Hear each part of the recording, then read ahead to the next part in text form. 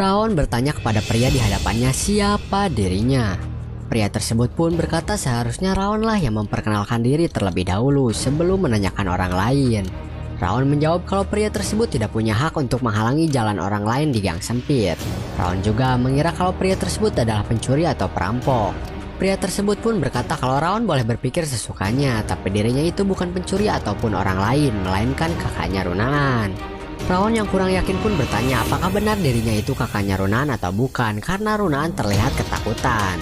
Kakaknya Runaan pun berkata kalau mereka sudah lama tidak bertemu, jadi sepertinya dirinya sudah kelewatan sampai membuat Runaan ketakutan.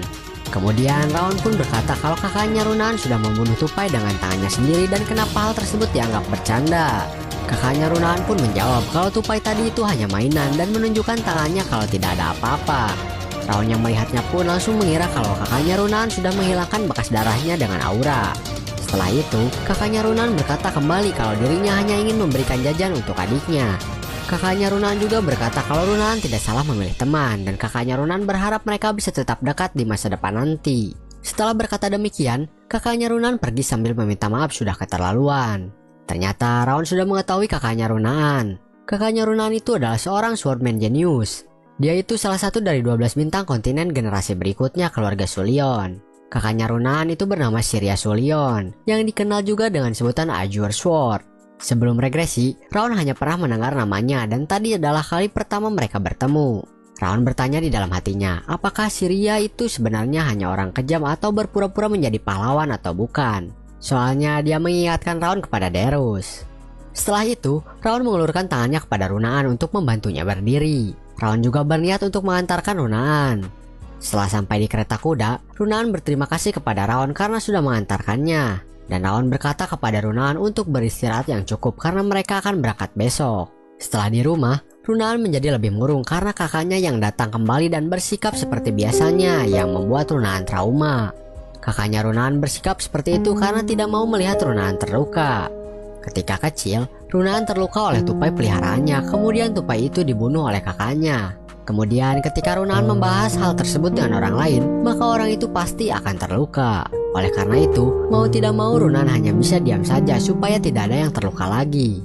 Awalnya Runaan mengira kalau hanya dirinya lah satu-satunya yang sendiri dan merasa sengsara. Tapi setelah melihat Raon, Runaan merasa kalau mereka itu mirip. Setelah itu, Runaan pun menjadi lebih dekat dengan Raon. Runaan melihat seberapa kerja kerasnya Raon untuk mengubah pandangan orang lain terhadapnya, sehingga Runaan pun menjadi lebih percaya diri kalau dirinya juga bisa berubah. Mereka sama-sama berusaha untuk berubah, tapi saat ini Runaan merasa hal tersebut mustahil bagi dirinya dan menganggap tidak apa-apa kalau hanya dirinya lah yang tidak bisa berubah. Lalu yang Runaan pikirkan saat ini adalah dirinya hanya harus bertahan. Keesokan harinya, para anggota pelatihan dan Rimmer pun sampai di daerah selatan. Rimmer berkata kepada anggota untuk beristirahat terlebih dahulu sebelum menjalankan misi. Sementara itu, Raon berterima kasih kepada si api biru karena kalau bukan karenanya, Raon tidak akan menyadari kakaknya Runaan yang menyembunyikan hawa keberadaannya. Dan Raon juga pastinya tidak akan sempat untuk membantu Runaan di malam hari kemarin. Kemudian, si api biru berkata kepada Raon untuk menyerahkan tubuhnya supaya dirinya bisa balas dendam kepada kakaknya Runaan. Si api biru juga berjanji akan mengembalikan tubuhnya setelah selesai karena Runaan sudah memberikan es krim marble yang menjadi kesukaan si api biru saat ini. Raon pun tidak setuju dengan si api biru meskipun si api biru serius akan melakukannya.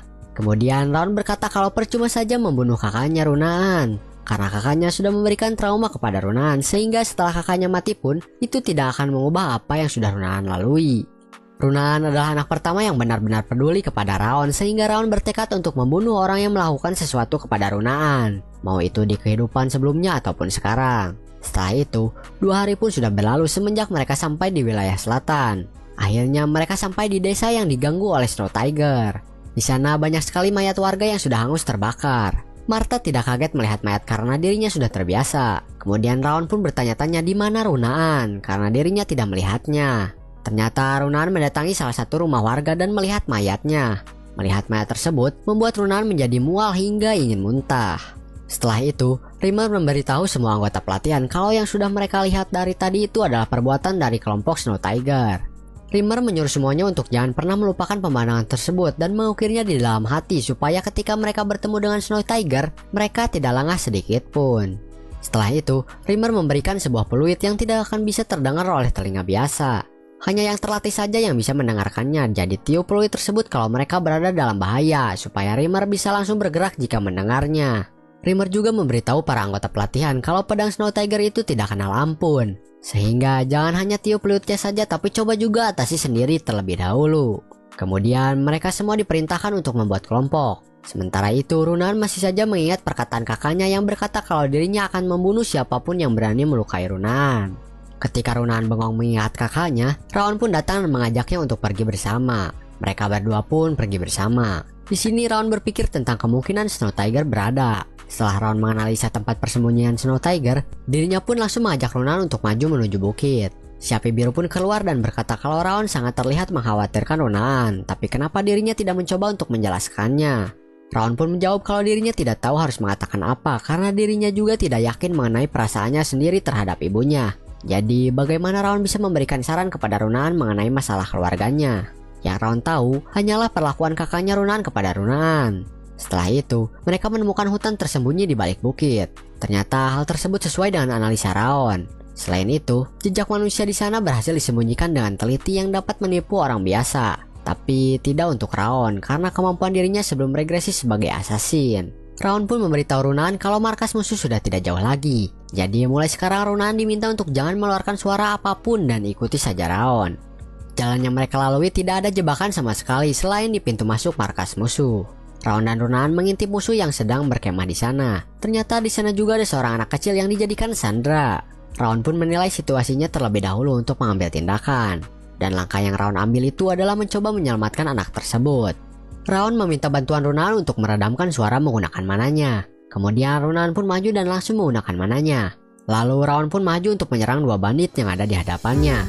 Runan yang melihat bandit terbunuh pun langsung merasakan traumanya kembali dan berteriak sambil jongkok. Oleh karena itu, mana Runan yang digunakan untuk meredam suara pun hancur. Runan yang terdiam karena trauma pun coba diserang oleh bandit, tapi Raon langsung bergegas untuk menolong Runan. Raon pun berhasil menolong Runan dan mengancam bandit tersebut untuk menjawab pertanyaannya. Bandit yang pasrah pun menjawab semua pertanyaan yang telah dilontarkan oleh Raon. Ternyata selain anak itu, ada sandera lain yang berada di dalam dan sandera itu adalah saudara dari anak kecil yang telah diselamatkan Raon barusan. Mengetahui ada sandera lain di dalam yang merupakan saudara anak kecil tersebut, Runan pun berkata kalau mereka akan menyelamatkannya, jadi jangan khawatir. Raon yang mendengar Runan berkata demikian pun berkata kalau tidak semudah itu, jadi jangan membuat janji seperti itu. Setelah itu, Runan pun meniup peluit yang sebelumnya diberikan oleh Rimmer. Tapi di dalam gua ternyata ada yang bisa mendengar peluit tersebut sehingga mereka pun langsung keluar. Raon pun langsung bergegas mengancam musuh yang baru saja keluar dengan mengajaknya bernegosiasi sandera atau anak buahnya mati. Tapi ketua musuh pun malah tertawa dan malah mengancam balik akan membunuh anak perempuan yang jadi sandranya. Kemudian Runan diminta untuk berbalik terlebih dahulu oleh Raon dan Raon pun langsung membunuh bandit yang jadi sandranya lalu mulai menyerang bandit yang lainnya. Runan juga ikut membantu Raon menyerang. Dengan kemampuan Runan, para bandit pun dibuat kesulitan melihat keadaan sekitar dan mereka berhasil mundur menyelamatkan kedua anak kecil yang dijadikan sandera. Setelah itu, Raon meminta Runan untuk menjaga anak-anak dan Raon akan membereskan sisanya. Tapi Runan menahan Raon untuk pergi karena Runan takut Raon kenapa-napa karena kondisinya yang sedang terluka. Raon pun menjelaskan kalau medan perang memanglah menyeramkan, tapi yang lebih menyeramkan lagi adalah lumpuh karena rasa takut tidak bisa melakukan apapun. Mereka itu adalah swordman keluarga Jayhart, jadi mereka harus memenuhi tugasnya sampai akhir, yang dimana tugasnya itu adalah melanjutkan warisan mereka yang sudah tiada dan melindungi yang masih ada. Raon juga berkata kalau dirinya tidak tahu apa yang sudah dilakukan kakaknya Runan kepada dirinya. Tapi semakin Runan takut, maka bayangan kakaknya yang membuat trauma itu akan menjadi semakin besar. Jadi Runan tidak bisa menghabiskan seumur hidup hanya untuk melarikan diri dari rasa takut saja, karena diri sendirilah yang bisa melindungi diri dan orang-orang yang dicintai. Raon berkata kembali kalau mulai saat ini, keputusan apa yang akan diambil itu adalah hak Runan untuk dipilih, dan Runan tidak harus bersembunyi di dalam bayangan lagi. Runan yang ingin berubah dan tidak mau tetap terikat dengan masa lalunya pun mencoba memberanikan dirinya untuk melawan rasa takut tersebut. Setelah itu, Raon pun maju menyerang para bandit dan berhasil mengalahkan cukup banyak bandit. Kemudian Raon diserang oleh ketua bandit tersebut, namun Raon berhasil menghindari serangannya tersebut, lalu menyerang baliknya. Serangan balik Raon barusan berhasil dilancarkan sehingga ketua bandit pun berhasil dibunuh. Para bandit yang lain pun merasa heran kenapa ada bocah yang sekuat Raon. Ketika Raon sedang berbicara kalau ketuanya sudah mati pun langsung diserang oleh seseorang. Ternyata yang sebelumnya itu bukanlah ketua yang asli dan ketua yang aslinya pun muncul. Dia ahli menggunakan pedang dibandingkan yang lainnya sampai membuat Raon sedikit kesulitan. Di sisi lain, Runaan sedang dipojokkan oleh bandit yang lain dan membuat Raon tidak fokus melawan ketua bandit yang asli. Runaan masih saja dihantui oleh bayang-bayang kakaknya, dan ketika Runaan dihantui oleh bayang-bayang kakaknya, Raon pun berteriak ke arahnya kalau Runaan bisa melindungi mereka, jadi jangan khawatir. Dengan ucapan Raon barusan, akhirnya Runaan benar-benar bisa melawan rasa takutnya dan berhasil mengalahkan bandit yang ada di hadapannya. Setelah Runaan mengalahkan bandit tersebut, Raon jadi bisa lebih fokus lagi melawan ketua bandit yang sedang dia lawan. Raon pun mengeluarkan auranya dan langsung mengeluarkan tekniknya yang membuat ketua bandit itu pun kalah tak berdaya di hadapan kemampuan Raon. Setelah semua bandit berhasil dikalahkan, Raon memeriksa harta jarahan para bandit dan menemukan bunga yang bernama Teuton Flower yang merupakan eliksir yang lumayan langka. Kemudian, tiba-tiba datanglah seseorang yang bertanya apakah mereka yang telah membunuh para bandit. Raon pun menjawab kalau benar memangnya kenapa. Pria tersebut pun memperkenalkan diri kalau namanya itu adalah Raptor. Mendengar nama tersebut, membuat Raon jadi ingat masa lalu yang dimana dia pernah mendengar nama itu. Raptor itu dikenal dengan seniman bela diri dengan kemampuan yang luar biasa. Dirinya juga disebut sebagai jenius yang bergabung dengan Sword North Union hanya dengan menggunakan pedang dan menjadi ketua kelompok bandit berskala besar di pegunungan selama 10 tahun.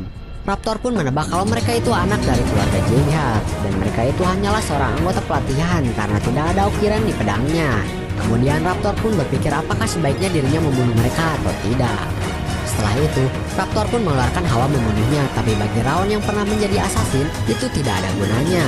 Dengan kemampuan Raon saat ini, dirinya tidak bisa menang melawan Raptor, tapi entah kenapa, saat ini Raon tidak punya keinginan untuk menyerah, sehingga Raon pun mengeluarkan pedangnya dan menantang Raptor untuk menyerangnya. Meskipun Raon tahu jika Raptor mengeluarkan pedangnya maka Raon akan mati, Raon tetap tidak takut dengan kematian. Lihat Raon yang seperti itu, membuat Raptor jadi tidak ingin bertarung dan berkata dirinya akan menyesal kalau membunuh Raon saat ini. Raptor juga berkata meski dirinya berhasil mendapatkan eliksir yang ada di Raon, dirinya akan mati terbunuh oleh angin ganas yang sudah memperhatikan mereka dari tadi. Setelah itu, Raptor pun pergi dengan bertanya nama Raon. Raptor juga berkata kalau dirinya akan menunggu sampai hari di mana mendengar nama Raon lagi di Gunung Terukan dan Sungai Rebel. Kemudian, Raon dan Runaan pun kembali ke anak-anak lalu pulang ke desa. Martha dan Buren merasa kesal karena telah tertinggal oleh Raon sekali lagi. Sementara itu, Rimmer sedang memberikan nasihat kepada anggota pelatihan yang lain.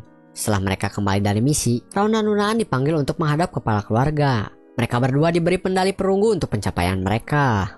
Kepala keluarga juga memberikan mereka pujian, tapi Raon sama sekali tidak menyangka kalau kepala keluarga akan mengembalikan eliksir yang telah didapatkan Raon. Setelah acara tersebut selesai, Raon pun pulang ke rumahnya dan di rumahnya itu ada Dorian. Raon sedikit panik karena Dorian sudah menceritakan semuanya kepada ibunya Raon. Kemudian ibunya Raon pun datang dan bertanya kepada Raon apakah semua itu benar atau tidak. Raon pun tidak bisa berkata apa-apa, lalu ibunya Raon pun menghampiri Raon dan memeluknya dengan erat sambil berkata kerja bagus Raon. Raon pun kaget karena dia kira ibunya itu akan marah karena ibunya selalu meminta Raon untuk berhati-hati. Ibunya Raon pun menjelaskan kalau kepala keluarga yang pertama itu mengayunkan pedangnya untuk melindungi yang lemah, jadi kenapa dirinya harus memarahi Raon yang telah menyelamatkan para sandera. Malahan ibunya Raon bangga kepada Raon. Raon pun masih tidak bisa memahami emosi yang begitu rumit bagi dirinya. Kemudian Raon pun berbalik melihat ke belakang. Ternyata Dorian sudah pergi dari sana. Si api biru pun keluar dan berkata akhirnya Raon melihat ke belakang. Dorian sudah lama lari. Bagi Raon, malam itu bukanlah malam yang buruk untuk dirinya. Sementara itu, Runaan menjadi lebih percaya diri lagi dan berhasil melawan rasa traumanya akibat dari perkataan Raon pada saat mereka menjalankan misi. Selain itu, ternyata Rimmer ada pada saat kejadian Raon berhadapan dengan Raptor. Dan angin ganas yang disebutkan oleh Raptor itu adalah Rimmer yang sedang mengawasi mereka. Setelah kejadian pada saat misi, Rimmer merasa kalau Raon itu mirip dengan kepala keluarga dan beranggapan kalau Raon itu adalah bibit dari raja baru. Di sisi lain, di kediaman keluarga Robert, Deru sedang menulis sesuatu. Kemudian dirinya melihat ke luka di tangannya yang belum sepenuhnya sembuh. Luka tersebut adalah luka yang dia dapatkan dari Raon sang assassin 17 tahun yang lalu. Deru sudah mencoba berbagai macam eliksir secara teratur dan memanggil dokter ahli bahkan pendeta terkenal. Tapi tidak ada seorang pun yang bisa menyembuhkan luka di tangannya itu. Luka tersebut tidak akan sembuh ataupun membusuk dan seolah memaksa Derus untuk terus mengingat bentuk aslinya. Darius pun berpikir apakah roh orang yang sudah mati memaksa dirinya untuk mengingat mereka. Tapi sayangnya Darius bukan orang yang suka melihat ke belakang karena dirinya tidak punya waktu banyak hingga dirinya bisa mengabulkan keinginannya. Setelah itu, Raon pun sudah mencapai tingkatan Sword Expert di mana stat-stat yang dimilikinya juga ikut meningkat. Untuk mencapai tingkatan tersebut, Raon sangat bersusah payah untuk mencapainya. Si api biru pun keluar dan berkata kalau Sword Master saja hanya serangga kecil baginya apalagi Sword Expert. Jadi janganlah berbangga diri atas hal tersebut. Raon pun berkata kalau menjadi seorang Sword Expert di usianya yang hanya 15 tahun itu adalah sesuatu yang langka dan sulit untuk menemukan orang seperti Raon di benua. Si api biru pun berkata kalau orang bodoh lah yang melihat umur saat di medan perang, jadi tidak perlu memperdulikan umur. Lemah tetaplah lemah. Raon pun menjawab kalau memang benar di medan perang itu tidak ada orang yang akan mengampuninya karena umur. Kemudian si api biru pun berkata kembali kalau saat ini dengan kekuatan kuku Raon saja dirinya tidak bisa mengatasi kekuatan si api biru. Mendengar hal tersebut membuat Raon tertawa, karena kalau dulu si api biru tidak akan menyebutkan kuku, jadi Raon sedikit senang karena si api biru sudah mengakui pertumbuhan Raon. Si api biru pun kesal dan berkata kalau dirinya tidak mungkin mengakui manusia. Tapi Raon masih saja menggoda si api biru kalau ternyata memang benar si api biru mengakuinya. Kemudian kita langsung dipindahkan ke tempat pelatihan. Rimmer meminta semua anggota untuk menghentikan kegiatannya dan cukup untuk latihannya hari ini. Buren pun meminta tambahan waktu 20 menit untuk latihan karena Rimmer sudah datang telat 20 menit. Tapi Rimmer pun mengabaikannya dan langsung pergi kabur. Raon pun langsung berkata kepada yang lainnya untuk menyelesaikan latihannya dan meminta kelompok yang bertugas untuk mulai membersihkan ruangan. Sementara itu Dorian yang sedang membuka lokernya pun berteriak karena di sampingnya ada Martha. Kemudian Martha pun memerintahkan yang lainnya untuk pergi karena dirinya akan mulai untuk bersih-bersih. Rimmer pun kembali lagi ke tempat pelatihan karena dirinya melupakan sesuatu yang seharusnya disampaikan. Ternyata mereka semua mendapatkan misi kedua. Ternyata sudah setengah tahun sejak misi pertama mereka selesai. Dan misi mereka kali ini adalah pergi ke desa Cebu yang berada di wilayah Tenggara Jeghar untuk membunuh para orc yang mengancam warga desa. Singkatnya itu adalah misi penaklukan orc. Semua orang sudah menantikan misi yang seperti ini, tapi dalam misinya kali ini Rimmer tidak akan ikut serta. Buren pun bertanya bagaimana kalau mereka menemukan bahaya. Rimmer pun menjawab kalau itu adalah bagian dari menguji kemampuan mereka. Menyerah dan kembali hidup-hidup juga termasuk ke dalam kemampuan. Oleh karena itu, kemampuan pemimpin dalam menilai situasi itu sangatlah penting. Kemudian Rimmer memberitahu mereka kalau mereka akan berangkat 2 hari lagi saat fajar. Semua orang pun kaget karena 2 hari lagi mereka sudah harus berangkat. Rimmer menjelaskan kalau penaklukan itu memerlukan lebih banyak perhatian dibandingkan misi pengawalan atau penjelajahan dungeon, sehingga mereka sudah harus siap. Buren pun protes karena tidak diberi waktu untuk mempersiapkan diri lebih lama. Lalu Raon pun langsung bertindak untuk menenangkan anggota lainnya dan berkata kalau mereka tidak akan pernah tahu kapan atau bagaimana misi akan datang. Jadi saat ini bukan waktunya untuk panik, namun saat ini adalah waktunya mereka untuk bersiap untuk misinya.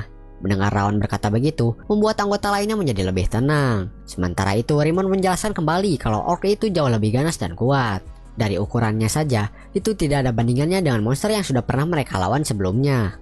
Rimmer memberikan saran untuk fokus menghindar dibanding bertahan, karena untuk sekarang akan sulit untuk menghadapi mereka secara langsung. Apalagi orc itu banyak, sehingga pertarungannya itu melawan banyak musuh. Keesokan harinya, Raon sedang bersiap-siap untuk berangkat misi. Si api biru berkata kalau hal tidak terduga bisa terjadi kapanpun, jadi jangan kira Raon bisa menjalankan semuanya sesuai keinginan. Kemudian ibunya Raon pun datang ke kamar Raon. Raon pun terkejut karena ibunya tiba-tiba datang. Ibunya Raon terlihat marah karena Raon tidak memberitahu ibunya terlebih dahulu. Raon pun bertanya bagaimana ibu bisa tahu. Pasti Dorian yang sudah memberitahunya. Tapi ternyata yang sudah memberitahu ibunya Raon itu adalah Rimmer. Raon pun langsung meminta maaf kepada ibunya. Setelah itu, ibunya Raon berkata kalau menjadi anggota terbaik itu bukanlah sekadar posisi penghargaan, tapi itu adalah posisi di mana dirinya harus membawa anggota lain ke arah yang lebih baik. Raon tidak hanya harus menyelesaikan misi, namun dirinya juga harus mengarahkan anggota lainnya untuk mengurangi kerugian. Nyawa anggota lainnya itu bergantung pada keputusan yang Raon ambil. Ibunya Raon memberitahu Raon kalau penaklukan monster itu terdengar mudah, tapi sebenarnya itu misi yang sulit karena mereka harus sepenuhnya memusnahkan musuh agar para warga tidak terluka. Ibunya Raon memperingatkan Raon untuk selalu ingat kalau dirinya itu adalah ahli pedang Jeghar dan bukan sekedar anggota pelatihan saja. Raon kira ibunya itu akan marah, tapi ternyata ibunya itu memang benar-benar marah. Hanya saja itu bukanlah saat yang tepat untuk memarahi Raon meskipun dirinya sangat mengkhawatirkan Raon. Waktu keberangkatan pun tiba. Rimmer memberitahu semuanya kalau di luar sana apapun bisa terjadi, jadi jangan mempercayai apapun. Lalu jika dirasa terlalu sulit, maka jangan dipikirkan dan langsung kembali saja. Rimmer pun langsung memerintahkan mereka untuk pergi. Perjalanan ke sana biasanya memerlukan waktu sekitar sebulan, tapi sejak jalannya dibersihkan, mereka semua akan mencapai tujuan dalam 2 minggu saja. Kemudian, Raon pun langsung memerintahkan anggota lainnya untuk membuat 4 barisan dan bergerak berdasarkan tim regu yang sudah dibagikan. Karena bukan hanya kekuatan fisik dan aura saja, tapi bakat dalam kekuatan mental dan juga persepsi Raon juga patut dibanggakan. Rim merasa misi ini bisa diselesaikan dengan mudah oleh Raon dan lainnya. Ternyata Rimmer membohongi anggota pelatihan dengan berkata tidak akan ikut serta, tapi sebenarnya dirinya akan mengikuti anggota pelatihan diam-diam. Di sisi lain, ada sekumpulan orang mencurigakan seperti asasin yang sedang berkumpul, dan ternyata mereka juga akan menuju desa yang sama dengan yang didatangi oleh Raon dan anggota pelatihan yang lainnya. Mungkin cukup sekian untuk video kali ini.